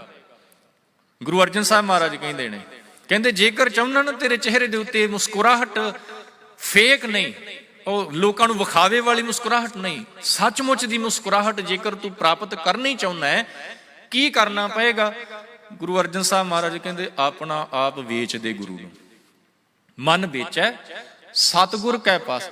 ਇਹਨਾਂ ਦੇ ਅਸੀਂ ਲਿਟਰਲ ਮੀਨਿੰਗ ਕਰਕੇ ਨਾ ਬਸ ਅਸੀਂ ਆਪਣੇ ਆਪ 'ਚ ਸਮਝ ਜਾਂਦੇ, ਸ਼ਾਇਦ ਮੈਨੂੰ ਬਾਣੀ ਦੀ ਸਮਝ ਪੈ ਗਈ, ਪਰ ਮੈਂ ਬੇਨਤੀ ਕਰਦੇ ਹਾਂ, ਬਾਣੀ ਨੂੰ ਕੇਵਲ ਲਿਟਰਲ ਮੀਨਿੰਗਸ ਦੇ ਨਾਲ ਸਮਝਿਆ ਨਹੀਂ ਜੇ ਜਾ ਸਕਦਾ, ਥੋੜਾ ਸਾਨੂੰ ਉਤਰਨਾ ਪਏਗਾ ਵਿੱਚ। ਸਤਿਗੁਰੂ ਜੀ ਕਹਿੰਦੇ ਮਨ ਵੇਚੈ ਸਤਿਗੁਰ ਕੈ ਪਾਸ, ਤੂੰ ਗੁਰੂ ਨੂੰ ਆਪਣਾ ਆਪ ਵੇਚ ਦੇ। ਵੇਚਣ ਦਾ ਮਤਲਬ ਆਪਣਾ ਆਪ ਸਰੈਂਡਰ ਕਰ ਦੇਣਾ ਗੁਰੂ ਨੂੰ। ਗੁਰੂ ਨੂੰ ਸਰੈਂਡਰ ਕਰਨ ਦਾ ਮਤਲਬ ਹੈ ਕਿ ਸਤਿਗੁਰੂ ਜੀ ਜਿਸ ਤਰ੍ਹਾਂ ਤੁਸੀਂ ਕਹੋ ਮੈਂ ਉਸੇ ਤਰ੍ਹਾਂ ਜ਼ਿੰਦਗੀ ਜਿਉਣੀ ਹੈ। ਮੈਂ ਆਪਣੀ ਮਤ, ਮਨ ਕੀ ਮਤ ਤਿਆਗੋ ਹਰ ਜਨ, ਹੁਕਮ ਬੂਝ ਸੁਖ ਪਾਈਐ ਰੀ। ਮੈਂ ਆਪਣੀ ਮਤ ਛੱਡ ਦਿੱਤੀ ਹੈ। ਮੈਂ ਇੱਕ ਛੋਟੀ ਜੀ ਬੇਨਤੀ, ਹੁਣ ਜਿਹੜਾ ਵੀ ਗੁਰੂ ਹਜ਼ੂਰੀ ਦੇ ਵਿੱਚ ਆ ਰਿਹਾ ਹੈ ਜਾਂ ਆਪਾਂ ਬੈਠੇ ਆ ਜੀ, ਆਉਣ ਤੋਂ ਪਹਿਲਾਂ ਸਾਡਾ ਸਭ ਤੋਂ ਪਹਿਲਾ ਕੰਮ ਕੀ ਹੁੰਦਾ ਹੈ ਕਿ ਸਤਿਗੁਰਾਂ ਦੇ ਸਾਹਮਣੇ ਖੜੇ ਹੋ ਕੇ ਆਪਾਂ ਮੱਥਾ ਟੇਕਦੇ ਹਾਂ। ਮੱਥਾ ਟੇਕਦੇ ਹਾਂ, ਇਸ ਮੱਥਾ ਟੇਕਣ ਦਾ ਭਾਵ ਕੀ ਹੈ? ਮੱਥਾ ਟੇਕਣਾ ਕੇਵਲ ਇੱਕ ਸਰੀਰਕ ਕਿਰਿਆ ਨਹੀਂ ਹੈ ਕਿ ਮੈਂ ਝੁਕ ਕੇ ਤੇ ਸਤਿਗੁਰਾਂ ਨੂੰ ਮੱਥਾ ਟੇਕ ਦਿੱਤਾ। ਇਹਦੇ ਪਿੱਛੇ ਵੀ ਇੱਕ ਮੀਨਿੰਗ ਛੁਪਿਆ ਹੋਇਆ। ਮੱਥਾ ਟੇਕਣ ਦਾ ਭਾਵ ਹੈ ਕਿ ਮੈਂ ਸਤਿਗੁਰਾਂ ਦੇ ਚਰਨਾਂ 'ਚ ਬੇਨਤੀ ਕਰਦਾ ਪਿਆ। ਹੋ ਸਕਦਾ ਹੈ ਕਿ ਅਸੀਂ ਇਸ ਗੱਲ ਨੂੰ ਨਾ ਸਮਝਦੇ ਹੋਈਏ, ਪਰ ਮੱਥਾ ਟੇਕਣ ਦਾ ਭਾਵ ਇਹ ਹੈ ਕਿ ਹੇ ਮਾਲਕ, ਮੈਂ ਤੇਰੇ ਚਰਨਾਂ ਦੇ ਵਿੱਚ ਆਪਣਾ ਸਿਰ ਰੱਖਦਾ, ਆਪਣੀ ਮੱਤ ਰੱਖਦਾ, ਕਿਰਪਾ ਕਰ ਮੇਰੀ ਮੱਤ ਇਹਦੇ ਵਿੱਚੋਂ ਕੱਢ ਕੇ ਤੂੰ ਆਪਣੀ ਮੱਤ ਪਾ ਦੇ। ਮਨ ਵਿੱਚ ਹੈ ਸਤਿਗੁਰ ਕੈ ਪਾਸ, ਭਾਵ ਆਪਣੀ ਮੱਤ ਛੱਡ ਦੇਣੀ, ਗੁਰੂ ਦੀ ਮੱਤ ਲੈ ਲੈਣੀ। ਤੇ ਜਿਸ ਨੂੰ ਗੁਰੂ ਦੀ ਮੱਤ ਮਿਲ ਜਾਂਦੀ ਹੈ ਨਾ, ਇਹਦਾ ਭਾਵ ਹੈ ਗੁਰੂ ਦੇ ਹੁਕਮ ਦੇ ਵਿੱਚ ਆ ਜਾਣਾ। ਜਿਹੜਾ ਆ ਗਿਆ ਤਿਸ ਸੇਵਕ ਕੇ ਕਾਰਜ ਰਸ, ਉਹ ਸੇਵਕ ਬਣ ਜਾਂਦਾ ਹੈ ਤੇ ਉਹਦੇ ਕਾਰਜ ਰਾਸ ਹੋ ਜਾਂਦੇ ਨੇ। ਹੁਣ ਕਾਰਜ ਰਾਸ ਹੋਣ ਦਾ ਭਾਵ ਅਸੀਂ ਲਿਟਰਲ ਮੀਨਿੰਗ ਲੈ ਲਵਾਂਗੇ ਜੀ, ਉਹਦੇ ਸੰਸਾਰ ਦੇ ਸਾਰੇ ਕੰਮ ਬਣ ਗਏ। ਉਹਨੂੰ ਜੌਬ ਨਹੀਂ ਸੀ ਮਿਲਦੀ, ਭਈ ਮਿਲ ਗਈ, ਕਾਰਜ ਰਾਸ ਹੋ ਗਿਆ। ਉਹਦੇ ਮੁੰਡੇ ਦਾ ਜਾਂ ਕੁੜੀ ਦਾ ਵਿਆਹ ਨਹੀਂ ਸੀ ਹੋ ਰਿਹਾ, ਹੋ ਗਿਆ ਜੀ, ਕਾਰਜ ਰਾਸ ਹੋ ਗਿਆ। ਵਿਆਹ ਰੱਖਿਆ ਸੀ, ਸੈਰੇਮਨੀ ਚੱਲਦੀ ਪਈ ਸੀ, ਉਹ ਕੰਪਲੀਟ ਹੋ ਗਈ ਜੀ, ਕਾਰਜ ਰਾਸ ਹੋ ਗਿਆ। ਸਾਧ ਸੰਗਤ, ਇਸ ਕਾਰਜ ਰਾਸ ਦਾ ਮਤਲਬ ਕੇਵਲ ਇੰਨਾ ਨਹੀਂ ਹੈ। ਕਾਰਜ ਰਾਸ ਦਾ ਮਤਲਬ ਹੈ ਕਿ ਇਹ ਮਾਲਕ, ਜਿਹੜਾ ਕੰਮ ਮੈਂ ਲੈ ਕੇ ਆਇਆ ਸੀ ਇਸ ਦੁਨੀਆ ਦੇ ਵਿੱਚ, ਉਹ ਕੰਮ ਕੰਪਲੀਟ ਹੋ ਗਿਆ। ਕਾਰਜ ਰਾਸ ਦਾ ਮਤਲਬ ਹੈ ਜਿਹੜੀ ਮੁਸਕਰਾਹਟ, ਜਿਹੜਾ ਖੇੜਾ ਮੇਰੇ ਚਿਹਰੇ ਦੇ ਉੱਤੋਂ ਚਲਾ ਗਿਆ ਸੀ, ਉਹ ਵਾਪਸ ਆ ਗਿਆ। ਇਹ ਹੈ ਕਾਰਜ ਰਾਸ। ਤਿਸ ਸੇਵਕ ਕੇ ਕਾਰਜ ਰਾਸ। ਤੇ ਗੁਰੂ ਨਾਨਕ ਸਾਹਿਬ ਮਹਾਰਾਜ ਕੀ ਕਹਿੰਦੇ ਨੇ? ਇਹ ਤਰੀਕਾ ਜੇ ਸਾਧ ਸੰਗਤ, ਜੇ ਚਿਹਰੇ ਦੇ ਉੱਤੇ ਉਹ ਸਦੀਵੀ ਖੇੜਾ, ਸੱਚਮੁੱਚ ਦੀ ਮੁਸਕਰਾਹਟ ਜਾਂ ਖੁਸ਼ੀ ਚਾਹੀਦੀ ਹੈ, ਤੇ ਸਤਿਗੁਰੂ ਜੀ ਕਹਿੰਦੇ ਇਹ ਮੈਥਡ ਨੂੰ ਅਪਣਾ ਲਾ। ਜੇ ਅਪਣਾ ਲਏਗਾ ਤੇ ਤੇਰੇ ਚਿਹਰੇ ਦੇ ਉੱਤੇ ਕੈਸੀ ਵੀ ਸਿਚੁਏਸ਼ਨ ਆ ਜਾਏ, ਉਹ ਮੁਸਕਰਾਹਟ ਜਾਏਗੀ ਨਹੀਂ। ਤੱਤੀ ਤਵੀ ਤੇ ਵੀ ਬੈਠਾ ਹੋਏਗਾ ਤਾਂ ਵੀ ਤੇਰੇ ਚਿਹਰੇ ਦੇ ਉੱਤੇ ਉਹ ਖੇੜਾ ਰਹੇਗਾ। ਸੀਸ ਦੇ ਉੱਤੇ ਆਰਾ ਚੱਲਦਾ ਹੋਏਗਾ, ਚਿਹਰੇ ਦੇ ਉੱਤੇ ਉਹ ਖੇੜਾ ਰਹੇਗਾ। ਸੀਸ ਤੋਂ ਖੋਪਰੀ ਉਤਾਰੀ ਜਾ ਰਹੀ ਹੈ, ਫਿਰ ਵੀ ਉਹ ਖੇੜਾ ਰਹੇਗਾ। ਨੀਹਾਂ ਦੇ ਵਿੱਚ ਚਿਣਿਆ ਜਾ ਰਿਹਾ ਹੈ, ਖੇੜਾ ਫਿਰ ਵੀ ਉਹ ਨਹੀਂ ਜਾਏਗਾ। ਐਸਾ ਖੇੜਾ ਆਏਗਾ ਜੇਕਰ ਮਨ ਵਿੱਚ ਹੈ ਸਤਿਗੁਰ ਕੇ ਪਾਸ। ਇਸ ਗੱਲ ਨੂੰ, ਇਸ ਮੈਥਡ ਨੂੰ ਅਪਲਾਈ ਕਰ ਲਿਆ ਜੀਵਨ ਦੇ ਵਿੱਚ। ਤੇ ਜਿਹੜੀ ਗੱਲ ਗੁਰੂ ਨਾਨਕ ਸਾਹਿਬ ਮਹਾਰਾਜ ਸਮਝਾਉਂਦੇ ਪਏ ਨੇ, ਕੀ ਕਹਿ ਰਹੇ ਨੇ ਸਤਿਗੁਰੂ ਜੀ? ਕਹਿੰਦੇ ਖੱਖਾ, ਜਿਹੜਾ ਗੁਰਮੁਖੀ ਦਾ ਲੈਟਰ ਹੈ ਨਾ, ਖੱਖਾ, ਉਹਦੇ ਰਾਹੀਂ ਉਪਦੇਸ਼ ਹੈ। ਖੁੰਦਕਾਰ ਸ਼ਾਹ ਆਲਮ, ਪਰਮਾਤਮਾ ਜਿਹੜਾ ਨਾ, ਖੁੰਦਕਾਰ ਪਰਮਾਤਮਾ, ਸ਼ਾਹ ਆਲਮ, ਰਿਪੀਟ ਕਰਦੇ ਆ, ਦੁਨੀਆ ਦਾ ਮਾਲਕ, ਦੁਨੀਆ ਦਾ ਪਾਤਸ਼ਾਹ ਪਰਮਾਤਮਾ। ਕਰ ਖਰੀਦ ਜਿਨ ਖਰਚ ਦਿਆ, ਸਾਰੇ ਸੰਸਾਰ ਨੂੰ ਉਸ ਮਾਲਕ ਨੇ ਰੋਜੀ ਪਹੁੰਚਾਈ ਹੋਈ ਹੈ, ਰਿਜ਼ਕ ਦਿੱਤਾ ਹੋਇਆ ਹੈ, ਪਾਲਣਾ ਕਰਦਾ ਪਿਆ ਹੈ। ਉਹ ਬੰਧਨ ਜਾ ਕੇ ਸਭ ਜਗ ਬਾਂਧਿਆ, ਜਿਸ ਮਾਲਕ ਦੇ ਹੁਕਮ ਦੇ ਵਿੱਚ ਸਾਰਾ ਸੰਸਾਰ ਚੱਲਦਾ ਪਿਆ ਹੈ, ਵੱਜਾ ਪਿਆ ਹੈ। ਇਹਦਾ ਭਾਵ ਹੈ ਕਿ ਜੋ ਕੁਝ ਵੀ ਮਾਲਕ ਨੇ ਪੈਦਾ ਕੀਤਾ ਹੈ, ਚਾਹੇ ਉਹ ਪ੍ਰਿਥਵੀ ਹੈ, ਚਾਹੇ ਸੂਰਜ ਚੰਦਰਮਾ ਨੇ, ਚਾਹੇ ਯੂਨੀਵਰਸ ਹੈ, ਪਲੈਨਟਸ ਨੇ, ਕੁਛ ਵੀ ਹੈ, ਸਭ ਕੁਝ ਉਸ ਮਾਲਕ ਦੇ ਹੁਕਮ 'ਚ। ਆਸਾ ਕੀ ਵਾਰ ਦਾ ਕੀਰਤਨ ਸਰਵਣ ਕੀਤਾ ਹੈ ਜੀ, ਉਹਦੇ ਵਿੱਚ ਸਤਿਗੁਰਾਂ ਦਾ ਬਚਨ ਆਉਂਦਾ ਹੈ ਨਾ ਕਿ ਭੈ ਵਿੱਚ ਪਵਨ ਵਹੈ ਸਦਵਾਓ, ਭੈ ਵਿੱਚ ਚੱਲੈ ਲਖ ਦਰਿਆਓ, ਭੈ ਵਿੱਚ ਅਗਨ ਕੱਢੇ ਵੇਗਾਰ, ਭੈ ਵਿੱਚ ਧਰਤੀ ਦੱਬੀ ਭਾਰ।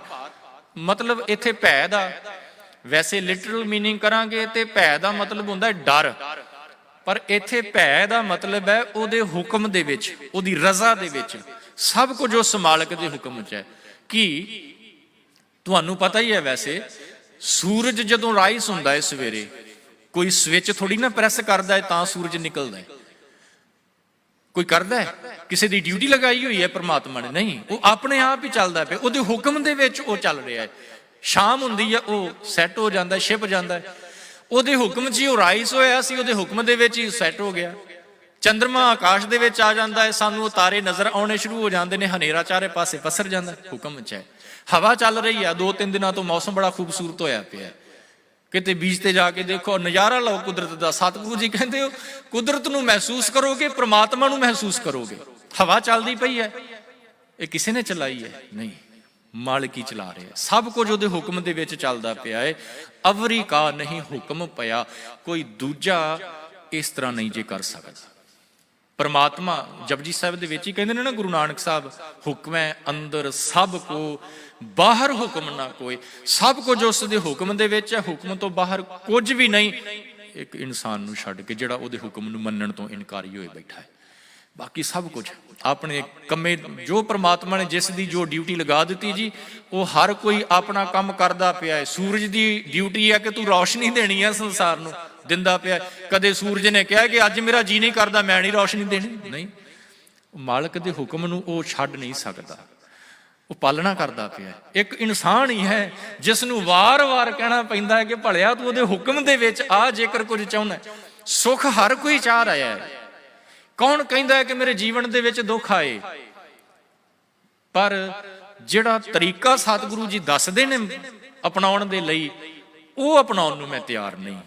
ਚਾਹੁੰਦਾ ਹਾਂ ਕਿ ਮੈਨੂੰ ਇਹ ਚੀਜ਼ ਮਿਲ ਜਾਏ, ਪਰ ਜੋ ਕਿਹਾ ਜਾ ਰਿਹਾ ਕਿ ਇਹ ਕਰ ਤੇ ਇਹ ਹੋ ਜਾਏਗਾ, ਉਹ ਕਰਨ ਵਾਸਤੇ ਤਿਆਰ ਨਹੀਂ। ਸਤਿਗੁਰੂ ਜੀ ਕਹਿੰਦੇ ਸਭ ਕੁਝ ਉਹਦੇ ਹੁਕਮ 'ਚ ਹੈ। ਅਵਰੀ ਕਾ ਨਹੀਂ ਹੁਕਮ ਪਿਆ, ਕੋਈ ਦੂਜਾ ਹੁਕਮ ਨਹੀਂ ਜੇ ਕਰ ਸਕਦਾ, ਕੋਈ ਦੂਜਾ ਇਸ ਤਰ੍ਹਾਂ ਦਾ ਹੁਕਮ ਨਹੀਂ ਜੇ ਚਲਾ ਸਕਦਾ ਜਿਸ ਤਰ੍ਹਾਂ ਪਰਮਾਤਮਾ ਦਾ ਚੱਲਦਾ ਪਿਆ। ਕਹਿੰਦੇ ਜਦੋਂ ਗੁਰੂ ਨਾਨਕ ਸਾਹਿਬ ਮਹਾਰਾਜ ਬਗਦਾਦ ਪਹੁੰਚੇ ਨਾ, ਬਗਦਾਦ ਦੀ ਧਰਤੀ ਤੇ ਉੱਥੋਂ ਦਾ ਜਿਹੜਾ ਪੀਰ ਸੀ, ਉਸ ਪੀਰ ਦਾ ਨਾਂ ਦਸਤਗੀਰ ਉਹਨੂੰ ਕਿਹਾ ਜਾਂਦਾ ਸੀ ਜੀ, ਦਸਤਗੀਰ ਪੀਰ। ਉਹਦੇ ਨਾਲ ਵਿਚਾਰ ਹੋਈ ਗੁਰੂ ਨਾਨਕ ਸਾਹਿਬ ਮਹਾਰਾਜ ਦੀ। ਤੇ ਕਈਆਂ ਵਿਦਵਾਨਾਂ ਨੇ ਇਹ ਵੀ ਲਿਖਿਆ ਕਿ ਸਤਿਗੁਰਾਂ ਨੂੰ ਪੱਥਰ ਵੀ ਮਾਰੇ ਗਏ ਉਸ ਧਰਤੀ ਦੇ ਉੱਤੇ।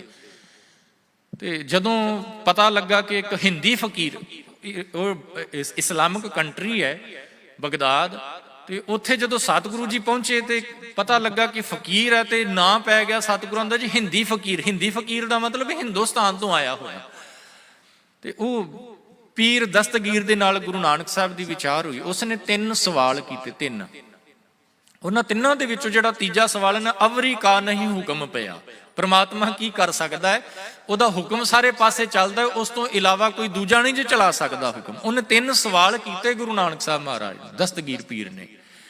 ਪਹਿਲਾ ਸਵਾਲ ਸੀ ਉਹਦਾ, ਕਹਿੰਦਾ ਕਿ ਤੁਸੀਂ ਇੱਕ ਪਰਮਾਤਮਾ ਦੀ ਗੱਲ ਕਰਦੇ ਹੋ, ਤੇ ਜਦੋਂ ਪਰਮਾਤਮਾ ਨਹੀਂ ਸੀ ਉਦੋਂ ਕੀ ਸੀ? ਜਦੋਂ ਕੁਝ ਵੀ ਨਹੀਂ ਸੀ ਤੁਸੀਂ ਪਰਮਾਤਮਾ ਦੀ ਗੱਲ ਕਰਦੇ ਹੋ, ਕਹਿੰਦੇ ਹੋ ਜਦੋਂ ਕੁਝ ਵੀ ਨਹੀਂ ਸੀ ਤਾਂ ਵੀ ਪਰਮਾਤਮਾ ਸੀ, ਤੇ ਜਦੋਂ ਪਰਮਾਤਮਾ ਹੀ ਨਹੀਂ ਸੀ ਤੇ ਪਰਮਾਤਮਾ ਤੋਂ ਪਹਿਲਾਂ ਕੀ ਸੀ? ਪਰਮਾਤਮਾ ਤੋਂ ਪਹਿਲਾਂ ਕੀ ਸੀ? ਗੁਰੂ ਨਾਨਕ ਸਾਹਿਬ ਮਹਾਰਾਜ ਕਹਿੰਦੇ ਮੈਂ ਜਵਾਬ ਦੇਵਾਂਗਾ ਤੇਰੇ ਸਵਾਲ ਦਾ, ਪਰ ਮੇਰਾ ਜਵਾਬ ਦੇਣ ਦਾ ਤਰੀਕਾ ਥੋੜਾ ਜਿਹਾ ਅਲੱਗ ਹੈ। ਕਹਿੰਦਾ ਵੀ ਇੱਕ ਪਲੇਟ, ਉਹਦੇ ਵਿੱਚ ਮੋਤੀ ਪਾ ਕੇ ਲਿਆਓ। ਮੋਤੀ ਮਤਲਬ ਪਰਲਸ ਪਾ ਕੇ ਲੈ ਕੇ ਆਓ। ਤੇ ਉਹ ਦਸਤਗੀਰ ਪੀਰ ਕਹਿੰਦਾ ਲੈ ਮੈਂ ਤੈਨੂੰ ਸਮਝਿਆ ਸੀ ਇਹ ਤੇ ਫਕੀਰ ਹੈ, ਰੱਬ ਨਾਲ ਜੁੜੀ ਹੋਈ ਰੂਹ ਹੈ, ਇਹਨੂੰ ਤੇ ਮੋਤੀ ਚਾਹੀਦੇ ਨੇ, ਇਹਨੂੰ ਤਾਂ ਪਹਿਲਾਂ ਪੈਸਾ ਚਾਹੀਦਾ ਹੈ, ਦੌਲਤ ਚਾਹੀਦੀ ਹੈ ਜਵਾਬ ਦੇਣ ਦੇ ਲਈ। ਇਹ ਤੇ ਮਾਇਆ ਦੇ ਵਿੱਚ ਗਰਸਿਆ ਪਿਆ ਹੈ। ਮੋਤੀ ਮੰਗਵਾਏ ਗਏ ਜੀ। ਗੁਰੂ ਨਾਨਕ ਸਾਹਿਬ ਨੇ ਉਹ ਪਲੇਟ ਉਸ ਦਸਤਗੀਰ ਪੀਰ ਦੇ ਅੱਗੇ ਕੀਤੀ ਤੇ ਨਾਲ ਹੀ ਕਹਿ ਦਿੱਤਾ, ਕਹਿੰਦੇ ਇਹਨਾਂ ਨੂੰ ਕਾਊਂਟ ਕਰੋ, ਗਿਣੋ। ਉਹ ਪੀਰ ਨੇ ਗਿਣਨਾ ਸ਼ੁਰੂ ਕੀਤਾ। ਗੁਰੂ ਨਾਨਕ ਸਾਹਿਬ ਦੇ ਚਿਹਰੇ ਵੱਲ ਦੇਖੇ ਤੇ ਨਾਲ ਹੀ ਉਹਨੇ ਗਿਣਨਾ ਸ਼ੁਰੂ ਕਰ ਦਿੱਤਾ। ਕਹਿੰਦਾ 1 2 3 4 5। ਗੁਰੂ ਨਾਨਕ ਸਾਹਿਬ ਕਹਿੰਦੇ ਤੁਸੀਂ ਗਲਤ ਗਿਣਦੇ ਪਏ ਹੋ, ਠੀਕ ਤਰ੍ਹਾਂ ਗਿਣੋ। ਬੜਾ ਹੈਰਾਨ ਹੋਇਆ, ਉਹਨੇ ਫਿਰ ਦੁਬਾਰਾ ਗਿਣਨਾ 1 2 3। ਸਤਿਗੁਰਾਂ ਨੇ ਕਹਿ ਦਿੱਤਾ ਠੀਕ ਤਰ੍ਹਾਂ ਗਿਣੋ, ਤੁਸੀਂ ਗਲਤ ਗਿਣ ਰਹੇ ਹੋ। ਉਹ ਦਸਤਗੀਰ ਪੀਰ ਕਹਿੰਦਾ ਗਿਣ ਤਾਂ ਮੈਂ ਸਹੀ ਰਿਹਾ, ਪਰ ਤੁਸੀਂ ਹੁਣ ਏਦਾਂ ਕਰਨਾ, ਜਿੱਥੇ ਤੁਹਾਨੂੰ ਲੱਗੇ ਨਾ ਮੈਂ ਗਲਤ ਹਾਂ ਉੱਥੇ ਹੀ ਮੈਨੂੰ ਰੋਕ ਦੇਣਾ। ਉਹਨੇ ਪੀਰ ਨੇ ਕਿਹਾ 1। ਸਤਿਗੁਰੂ ਜੀ ਕਹਿੰਦੇ ਇੱਥੇ ਹੀ ਗਲਤੀ ਹੈ, ਇੱਥੇ ਹੀ ਗਲਤੀ ਹੈ। ਕਹਿੰਦਾ ਗਲਤੀ ਕਿਉਂ? ਇੱਕ ਕਿੱਥੋਂ ਗਲਤ ਹੋ ਸਕਦਾ ਹੈ? ਸਤਿਗੁਰੂ ਜੀ ਕਹਿੰਦੇ ਨਹੀਂ, 1 ਤੋਂ ਪਹਿਲਾਂ ਗਿਣਤੀ ਸਟਾਰਟ ਕਰੋ। ਤੇ ਹੱਸ ਪਿਆ, ਕਹਿੰਦਾ ਕਮਾਲ ਹੈ, 1 ਤੋਂ ਪਹਿਲਾਂ ਤਾਂ ਕੁਝ ਹੈ ਹੀ ਨਹੀਂ, ਗਿਣਤੀ ਮੈਂ ਕਿੱਦਾਂ ਸਟਾਰਟ ਕਰ ਸਕਦਾ? 1 ਤੋਂ ਹੀ ਗਿਣਤੀ ਸਟਾਰਟ ਹੁੰਦੀ ਹੈ, 1 ਤੋਂ ਪਹਿਲਾਂ ਕੁਝ ਨਹੀਂ ਹੈ। ਸਤਿਗੁਰੂ ਜੀ ਕਹਿੰਦੇ ਇਹੀ ਤਾਂ ਜਵਾਬ ਹੈ। 1 ਤੋਂ ਪਹਿਲਾਂ ਕੁਝ ਵੀ ਨਹੀਂ, ਉਹ ਇਕੱਲਾ ਆਪ ਹੀ ਹੈ। ਨਾ ਪਹਿਲਾਂ ਸੀ ਕੁਛ ਤੇ ਨਾ ਉਸ ਤੋਂ ਬਾਅਦ ਕੁਝ ਹੋਏਗਾ, ਉਹ ਆਪ ਹੀ ਰਹਿਣਾ, ਇੱਕ ਹੀ ਹੈ। 1 ਤੋਂ ਪਹਿਲਾਂ ਕੁਝ ਨਹੀਂ ਹੈ ਤੇ ਉਸ ਮਾਲਕ ਤੋਂ ਪਹਿਲਾਂ ਵੀ ਕੁਝ ਨਹੀਂ ਸੀ, ਉਹ ਮਾਲਕ ਆਪ ਹੀ ਮੌਜੂਦ ਸੀ। ਦੂਜਾ ਸਵਾਲ ਕੀਤਾ ਜੀ, ਕਹਿੰਦੇ ਉਹ ਰਹਿੰਦਾ ਕਿੱਥੇ ਹੈ? ਸਤਿਗੁਰਾਂ ਨੇ ਦੁੱਧ ਦਾ, ਟਾਈਮ ਥੋੜਾ ਹੈ, ਸਤਿਗੁਰਾਂ ਨੇ ਦੁੱਧ ਦਾ ਇੱਕ ਗਿਲਾਸ ਮੰਗਵਾਇਆ ਜੀ, ਤੇ ਕਹਿੰਦਾ ਲੱਗਦਾ ਭੁੱਖ ਲੱਗੀ ਹੈ। ਸਤਿਗੁਰਾਂ ਨੇ ਦੁੱਧ ਦਾ ਗਿਲਾਸ ਮੰਗਵਾਇਆ, ਬੜੇ ਗੌਰ ਦੇ ਨਾਲ ਦੇਖਿਆ, ਦੇਖਦੇ ਪਏ ਨੇ ਗਿਲਾਸ ਵੱਲ, ਤੇ ਉਹ ਫਕੀਰ ਕਹਿੰਦਾ, ਪੀਰ ਕਹਿੰਦਾ, ਦਸਤਗੀਰ ਕਹਿੰਦਾ ਪਿਓਰ ਹੈ, ਸ਼ੁੱਧ ਹੈ, ਇਹਦੇ ਵਿੱਚ ਮਿਲਾਵਟ ਨਹੀਂ ਹੈ, ਮੈਂ ਇਹ ਦਾਅਵੇ ਦੇ ਨਾਲ ਕਹਿ ਸਕਦਾ। ਸਤਿਗੁਰਾਂ ਨੇ ਉਸ ਦੁੱਧ ਦੇ ਗਿਲਾਸ ਵੱਲ ਬੜੇ ਗੌਰ ਦੇ ਨਾਲ ਦੇਖਿਆ ਤੇ ਕਹਿੰਦੇ ਪੀਰ ਜੀ ਹਾਂ ਠੀਕ ਹੈ, ਮੈਨੂੰ ਵੀ ਪਤਾ ਹੈ ਕਿ ਇਹ ਦੁੱਧ ਪਿਓਰ ਹੈ, ਪਰ ਇਹਦੇ ਵਿੱਚ ਕੁਝ ਹੈ, ਇਹਦੇ ਵਿੱਚ ਕੁਝ ਹੈ। ਉਹ ਬੜਾ ਹੈਰਾਨ ਹੋਇਆ, ਕਹਿੰਦਾ ਲੱਗਦਾ ਮੇਰੇ ਚੇਲਿਆਂ ਨੇ ਇਹਦੇ ਵਿੱਚ ਕੁਝ ਪਾ ਦਿੱਤਾ ਹੈ। ਉਹ ਫੇਰ ਉਹਨੇ ਸੱਚਾ ਹੋਣ ਦੇ ਲਈ ਕਹਿੰਦਾ ਜੀ ਨਹੀਂ, ਇਹਦੇ ਵਿੱਚ ਕੁਝ ਨਹੀਂ ਹੈ, ਇਹ ਬਿਲਕੁਲ ਪਿਓਰ ਹੈ, ਮਿਲਾਵਟ ਤੋਂ ਰਹਿਤ ਹੈ। ਕਹਿੰਦੇ ਗੁਰੂ ਨਾਨਕ ਸਾਹਿਬ ਕਹਿੰਦੇ ਪੀਰ ਜੀ ਇਹਦੇ ਵਿੱਚ ਘਿਓ ਹੈ? ਇਹਦੇ ਵਿੱਚ ਘਿਓ ਹੈ? ਕਹਿੰਦਾ ਜੀ ਹਾਂ ਬਿਲਕੁਲ ਹੈ। ਕਹਿੰਦਾ ਨਜ਼ਰ ਆਂਦਾ ਹੈ? ਕਹਿੰਦੇ ਨਹੀਂ, ਨਜ਼ਰ ਨਹੀਂ ਆਂਦਾ। ਦੁੱਧ 'ਚ ਘਿਓ ਹੈ, ਨਜ਼ਰ ਨਹੀਂ ਆਂਦਾ। ਕਹਿੰਦੇ ਬਸ ਪ੍ਰਮਾਤਮਾ ਹਰ ਇੱਕ ਥਾਂ ਤੇ ਵਸਦਾ ਪਿਆ, ਬਸ ਨਜ਼ਰ ਹੀ ਨਹੀਂ ਆ ਰਿਹਾ। ਉਹਦਾ ਸਵਾਲ ਕੀ ਸੀ? ਪ੍ਰਮਾਤਮਾ ਕਿੱਥੇ ਰਹਿੰਦਾ ਹੈ? ਕਹਿੰਦਾ ਪ੍ਰਮਾਤਮਾ, ਗੁਰੂ ਨਾਨਕ ਸਾਹਿਬ ਕਹਿੰਦੇ ਹਰ ਥਾਂ ਤੇ ਹੈ, ਬਸ ਨਜ਼ਰ ਹੀ ਨਹੀਂ ਆਉਂਦਾ। ਉਦੋਂ ਤੱਕ ਨਜ਼ਰ ਨਹੀਂ ਆਉਂਦਾ ਜਦੋਂ ਤੱਕ ਉਸ ਨੂੰ ਦੇਖਣ ਦੀ ਕੋਸ਼ਿਸ਼ ਨਹੀਂ ਕੀਤੀ ਜਾਂਦੀ। ਕੋਸ਼ਿਸ਼ ਦਾ ਭਾਵ ਸਮਝਿਓ, ਇਹ ਨਹੀਂ ਕਿ ਮੈਂ ਕੋਸ਼ਿਸ਼ ਕਰਾਂ ਤੇ ਮੈਂ ਕਹਾਂ ਜੀ ਮੈਨੂੰ ਨਜ਼ਰ ਆ ਹੀ ਨਹੀਂ ਰਿਹਾ। ਕੋਸ਼ਿਸ਼ ਦਾ ਭਾਵ ਇਹ ਨਹੀਂ ਹੈ। ਕੋਸ਼ਿਸ਼ ਦਾ ਭਾਵ ਹੈ ਕਿ ਜਦੋਂ ਮੈਂ ਜਿਹੜੀ ਪਹਿਲਾਂ ਗੱਲ ਕਹੀ ਜੀ ਉਹਨੂੰ ਹੀ ਫੋਲੋ ਕਰ ਲਈ ਆਪਾਂ, ਮਨ ਵਿੱਚ ਹੈ ਸਤਿਗੁਰ ਕੇ ਪਾਸ, ਜਦੋਂ ਤੱਕ ਇਹ ਕੰਮ ਨਹੀਂ ਕੀਤਾ ਜਾਂਦਾ ਉਹ ਨਜ਼ਰ ਨਹੀਂ ਆਉਂਦਾ। ਤੀਜਾ ਸਵਾਲ ਉਹਦਾ ਸੀ ਜੀ, ਕਹਿੰਦੇ ਰੱਬ ਕੁਝ ਕਰਦਾ ਵੀ ਹੈ ਕਿ ਜਾਂ ਬਸ ਵਿਹਲਾ ਬੈਠਾ ਰਹਿੰਦਾ ਹੈ? ਗੁਰੂ ਨਾਨਕ ਸਾਹਿਬ ਕਹਿੰਦੇ ਦਾ ਜਵਾਬ ਮੈਂ ਦੇਵਾਂਗਾ, ਪਰ ਇਹਦੇ ਵਾਸਤੇ ਕਰਨਾ ਕੀ ਪਏਗਾ? ਤੁਹਾਨੂੰ ਮੇਰੀ ਜਗ੍ਹਾ ਤੇ ਆਉਣਾ ਪਏਗਾ, ਮੈਂ ਤੁਹਾਡੀ ਜਗ੍ਹਾ ਤੇ ਆਵਾਂਗਾ। ਆ ਗਿਆ ਜੀ, ਉੱਠ ਕੇ ਪੀਰ ਥੱਲੇ ਆ ਗਿਆ। ਸਤਿਗੁਰੂ ਜੀ ਉਹਦੀ ਗੱਦੀ ਤੇ ਜਾ ਕੇ ਬੈਠ ਗਏ, ਚੌਂਕੜਾ ਲਗਾ ਕੇ, ਸਮਾਧੀ ਲਗਾ ਕੇ ਬੈਠ ਗਏ। ਤੇ ਉਹਨੇ ਜਦੋਂ 2-3 ਮਿੰਟ ਸਤਿਗੁਰੂ ਨੇ ਅੱਖਾਂ ਨਾ ਖੋਲੀਆਂ ਤਾਂ ਫਕੀਰ ਕਹਿੰਦਾ ਜੀ ਮੇਰਾ ਸਵਾਲ, ਰੱਬ ਕਰਦਾ ਕੀ ਹੈ ਕਿ ਵਿਹਲਾ ਹੀ ਰਹਿੰਦਾ ਹੈ? ਸਤਿਗੁਰੂ ਜੀ ਕਹਿੰਦੇ ਬਸ ਰੱਬ ਇਹੀ ਕੁਛ ਕਰਦਾ ਹੈ। ਕੀ ਕਰਦਾ ਹੈ? ਕਹਿੰਦੇ ਉਹ ਬਾਦਸ਼ਾਹ ਨੂੰ ਗਲੀਆਂ 'ਚ ਰੁਲਣ ਲਾ ਦਿੰਦਾ ਹੈ, ਤੇ ਗਲੀਆਂ 'ਚ ਰੁਲਣ ਵਾਲੇ ਨੂੰ ਬਾਦਸ਼ਾਹ ਬਣਾ ਕੇ ਰੱਖ ਦਿੰਦਾ। ਅਵਰੀ ਕਾ ਨਹੀਂ ਹੁਕਮ ਪਿਆ। ਪਰਮਾਤਮਾ ਦਾ ਹੁਕਮ ਹੈ ਨਾ ਜੀ, ਉਹ ਇਹ ਕਿ ਹੁਕਮ ਦੇ ਵਿੱਚ ਉਹ ਚਾਹੇ ਤੇ ਅਸਮਾਨ ਤੇ ਬੈਠੇ ਹੋਏ ਨੂੰ ਇੱਕ ਪਲ ਦੇ ਵਿੱਚ ਲਿਆ ਕੇ ਧਰਤੀ ਤੇ ਮਾਰ ਸਕਦਾ ਹੈ, ਤੇ ਜਿਹੜਾ ਗਲੀਆਂ ਦੇ ਵਿੱਚ ਰੁਲਦਾ ਫਿਰਦਾ ਹੈ ਉਹਨੂੰ ਚੁੱਕ ਕੇ ਪਰਮਾਤਮਾ ਬਾਦਸ਼ਾਹ ਬਣਾ ਸਕਦਾ ਹੈ। ਆ ਟੁੰਡੇ ਅਸਰਾਜੇ ਕੀ ਧੁਨੀ, ਆਸਾ ਕੀ ਵਾਰ, ਤੁਸੀਂ ਧਿਆਨ ਦੇ ਨਾਲ ਪੜੋ ਨਾ, ਜਦੋਂ ਸਟਾਰਟ ਹੁੰਦੀ ਹੈ ਤੇ ਇਹਦੇ ਉੱਤੇ ਟਿਊਨ ਇੱਕ ਲਿਖੀ ਹੋਈ ਹੈ, ਟੁੰਡੇ ਅਸਰਾਜੇ ਕੀ ਧੁਨੀ। ਇਹਦੀ ਸਟੋਰੀ ਪੜਿਓ ਕਿਤੇ, ਟੁੰਡੇ ਅਸਰਾਜੇ ਕੀ ਧੁਨੀ ਦਾ ਭਾਵ ਕੀ ਹੈ, ਇਹਦੀ ਸਟੋਰੀ ਪੜ੍ਹ ਕੇ ਦੇਖਿਓ। ਆ ਜਿਹੜਾ ਟੁੰਡਾ ਅਸਰਾਜ, ਇਹ ਜਿਹੜਾ ਸੀ ਨਾ ਜੀ, ਇਹ ਹੈ ਤਾਂ ਵੈਸੇ ਰਾਜੇ ਦਾ ਪੁੱਤਰ ਸੀ, ਪਰ ਕਿਸੇ ਕਾਰਨ, ਲੰਬੀ ਸਟੋਰੀ ਹੈ, ਕਿਸੇ ਕਾਰਨ ਪਿਤਾ ਨੇ ਇਹਨੂੰ ਆਪਣੇ ਦੇਸ਼ ਦੇ ਵਿੱਚੋਂ ਕੱਢ ਦਿੱਤਾ ਸੀ, ਤੇ ਇਹ ਕਿਸੇ ਧੋਬੀ ਦੇ ਨਾਲ ਕੰਮ ਕਰਦਾ ਰਿਹਾ। ਤੇ ਐਸਾ ਕੋਈ ਇਨਸੀਡੈਂਸ ਹੋਇਆ ਜੀ, ਇਸ ਧੋਬੀ ਦੇ ਨਾਲ ਕੰਮ ਕਰਨ ਵਾਲੇ ਅਸਰਾਜ ਨੂੰ ਟੁੰਡਾ, ਜਿਹਦੀ ਇੱਕ ਬਾਂਹ ਨਹੀਂ, ਬਾਦਸ਼ਾਹ ਬਣ ਗਿਆ ਉਸ ਇਲਾਕੇ ਦਾ। ਜਿਹੜਾ ਧੋਬੀ ਦੇ ਨਾਲ ਕੰਮ ਕਰਦਾ ਪਿਆ ਸੀ ਬਾਦਸ਼ਾਹ ਬਣ ਗਿਆ। ਪਰਮਾਤਮਾ ਇਹੀ ਕੁਝ ਕਰਦਾ ਹੈ, ਉਹਦਾ ਹੁਕਮ ਐਸਾ ਹੈ, ਅਵਰੀ ਕਾ ਨਹੀਂ ਹੁਕਮ ਪਿਆ। ਉਹਦੇ ਹੁਕਮ ਦੇ ਵਿੱਚ ਜੇ ਉਹ ਚਾਹੇ ਤਾਂ ਕੁਝ ਵੀ ਕਰ ਸਕਦਾ ਹੈ। ਧਰਤੀ ਤੇ ਆਕਾਸ਼ ਚੜਾਵੇ, ਚੜੇ ਆਕਾਸ਼ ਗਿਰਾਵੇ। ਗੁਰੂ ਤੇਗ ਬਹਾਦਰ ਮਹਾਰਾਜ ਕਹਿੰਦੇ ਨੇ, ਕਹਿੰਦੇ ਉਹ ਮਾਲਕ ਜੇ ਚਾਹੇ ਨਾ, ਖਿਨ ਮੈਂ ਰਾਓ ਰੰਗ ਕਉ ਕਰਈ, ਰਾਓ ਰੰਗ ਕਰ ਡਾਰੇ। ਗੁਰੂ ਨਾਨਕ ਸਾਹਿਬ ਮਹਾਰਾਜ ਕਹਿੰਦੇ ਨੇ, ਕਹਿੰਦੇ ਨਦਰ ਉਪੱਠੀ ਜੇ ਕਰੇ ਸੁਲਤਾਨਾ ਘਾਹ ਕਰਾਏਂਦਾ। ਜੇ ਉਹ ਮਾਲਕ ਚਾਹੇ ਤੇ ਸੁਲਤਾਨ ਨੂੰ ਕਹਿੰਦੇ ਗਲੀਆਂ ਦੇ ਵਿੱਚ ਰੁਲਣ ਲਗਾ ਸਕਦਾ ਹੈ। ਸੋ ਸਤਿਗੁਰੂ ਨਾਨਕ ਦੇਵ ਮਹਾਰਾਜ ਸਮਝਾਉਂਦੇ ਪਏ ਨੇ ਸਾਨੂੰ ਕਿ ਭਲਿਆ, ਵੈਸੇ ਇਹ ਉਪਦੇਸ਼ ਪੰਡਤ ਨੂੰ ਹੈ, ਪੰਡਤ ਜਿਹਦੇ ਕੋਲ ਸਤਿਗੁਰੂ ਜੀ ਪੜ੍ਹਨ ਵਾਸਤੇ ਗਏ ਨੇ। ਗੁਰੂ ਨਾਨਕ ਸਾਹਿਬ ਕਹਿੰਦੇ ਨੇ, ਪੰਡਤ ਜੀ ਬੜਾ ਚੰਗਾ ਹੋਵੇ ਜਿਸ ਮਾਲਕ ਦੇ ਹੁਕਮ ਦੇ ਵਿੱਚ ਸਾਰਾ ਸੰਸਾਰ ਚੱਲਦਾ ਪਿਆ ਏ, ਉਸ ਮਾਲਕ ਦੇ ਹੁਕਮ ਦੇ ਵਿੱਚ ਆ ਜਾਈਏ, ਉਸ ਮਾਲਕ ਦੇ ਹੁਕਮ ਨੂੰ ਪਹਿਚਾਣ ਲਈਏ, ਆਪਣਾ ਆਪ ਉਹਦੇ ਅੱਗੇ ਸਰੈਂਡਰ ਕਰ ਦਈਏ। ਫਿਰ ਕੀ ਹੋਏਗਾ? ਜੀਵਨ ਸਫਲ ਹੋ ਜਾਏਗਾ। ਉਹ ਜਿਹੜੀ ਗਾਇਬ ਹੋ ਚੁੱਕੀ ਹੈ ਨਾ ਖੁਸ਼ੀ ਸਾਡੇ ਚਿਹਰੇ ਦੇ ਉੱਤੋਂ, ਉਹ ਵਾਪਸ ਆ ਜਾਏਗੀ। ਇੱਕ ਛੋਟੀ ਛੋਟੀ ਚੀਜ਼ ਜਿਹੜੀ ਨੈਚੁਰਲ ਤੌਰ ਤੇ ਜੋ ਸਾਡੇ ਆਸ-ਪਾਸ ਹੈ, ਉਹਦੇ ਕੋਲ ਅਸੀਂ ਕੁਛ ਨਾ ਕੁਛ ਜ਼ਰੂਰ ਸਿੱਖ ਸਕਦੇ ਹਾਂ। ਫੁੱਲ ਖਿੜਿਆ ਹੋਇਆ ਹੈ, ਹੁਕਮ ਦੇ ਵਿੱਚ ਹੈ, ਖੇੜਾ ਹੈ ਉਹਦੇ ਉੱਤੇ। ਤੇ ਜੇ ਵਾਕਿਆ ਅਸੀਂ ਵੀ ਹੁਕਮ 'ਚ ਆ ਜਾਈਏ, ਸੇਮ ਖੇੜਾ ਸਾਡੇ ਚਿਹਰੇ ਦੇ ਉੱਤੇ ਵੀ ਆ ਜਾਏਗਾ। ਚਿੰਤਾਵਾਂ, ਦੁੱਖ, ਤਕਲੀਫਾਂ ਸਭ ਖਤਮ ਹੋ ਜਾਣਗੀਆਂ। ਸਤਿਗੁਰੂ ਜੀ ਕਿਰਪਾ ਕਰਨ, ਬਖਸ਼ਿਸ਼ ਕੀਤਾ ਹੋਇਆ ਪਾਵਨ ਬਚਨ ਸਾਡੇ ਹਿਰਦੇ ਵਿੱਚ ਵਸ ਜਾਏ ਜੀ। ਹੋਈਆਂ ਭੁੱਲਾਂ ਦੀ ਖਿਮਾ। ਵਾਹਿਗੁਰੂ ਜੀ ਕਾ ਖਾਲਸਾ, ਵਾਹਿਗੁਰੂ ਜੀ ਕੀ ਫਤਿਹ।